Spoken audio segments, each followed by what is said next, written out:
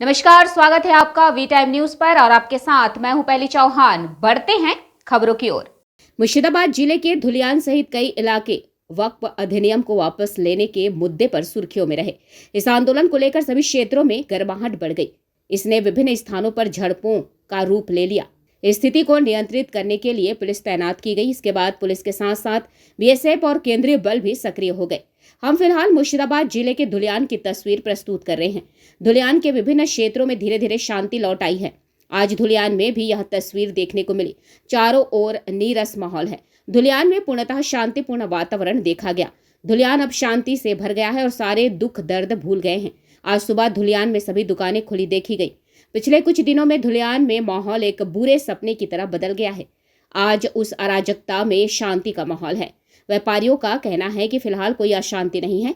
धुलियान में स्थिति सामान्य हो गई है। व्यापारियों के साथ साथ सभी क्षेत्रों के लोग इस दिन शांति का संदेश फैलाते हैं। আছে কিন্তু আগের দিনের তুলনায় কম আছে খোলা আজকে এলাকায় কোনো এটা আমার এলাকায় তো কিছু না, এলাকায় আগের তুলনায় শান্তশিষ্ট আছে, অত ঝঞ্ঝট ঝামেলা নেই মার্কেটে, শান্ত পরিবেশ আছে। দোকান খোলা থাকছে, দোকান খোলা থাকছে, লোকজনের লোকজনের সমাগমটা কম আছে একটু আগের তুলনায়, কিন্তু লোক এখনো ভয়ভীত হয়ে আছে, কিন্তু বাজার সব শান্তশিষ্ট আছে। মনে হচ্ছে যে না পরিকল্পিত একটা ষড়যন্ত্র আর কি। তো আমি সেদিকেও যেতে চাই না। আমি ধুলিয়ানের সচেতনবাসী মানুষের কাছে আমি আমার আবেদন কি আমরা যে সম্প্রীতি যে ভ্রাতৃত্ব নিয়ে চলছিলাম সেই জায়গায় আমরা আবারও ফিরে এসে আমরা সেটাকে কায়েম করব আর কি। তাহলে আমরা প্রকৃত মানব ধর্ম পালন করলাম। কারণ প্রথমত আমরা মানুষ, পরে আমি একজন ব্যবসায়ী বা আমি একজন জনপ্রতিনিধি, কিন্তু প্রথমে আমি কিন্তু মানুষ হিসেবে মানুষের সঙ্গে মানবতা নিয়ে চলবো, এটা হবে আমার কাজ আর কি। এবং এই একই কথা আমি প্রত্যেকের কাছে আমি আবেদন রাখবো আর কি। দেখুন, এখানে উভয় সম্প্রদায়ের মানুষ এবং উভয় সম্প্রদায়ের যে প্রার্থনা গৃহ আক্রান্ত হয়েছে, বাড়িঘর উভয়েরই মানে ক্ষতিগ্রস্ত হয়েছে, দোকানপাট উভয়েরই ক্ষতিগ্রস্ত হয়েছে।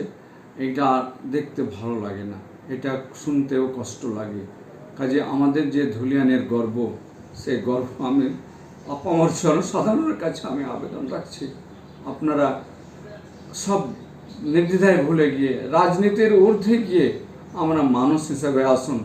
আমরা চাই শান্তি, আমরা চাই সম্প্রীতি, আমরা চাই ভ্রাতৃত্ব।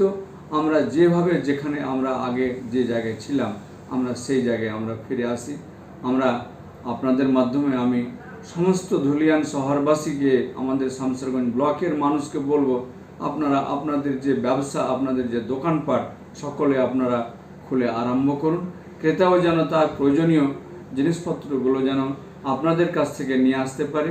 আপনাদের সঙ্গে যে তাদের সুসম্পর্ক বা যে আত্মীয়তার একটা সম্পর্ক মেলবন্ধনে ছিল, সেটা যেন আগামী দিনে আবারও সেটাও যেন একান্তভাবে कायम থাকে।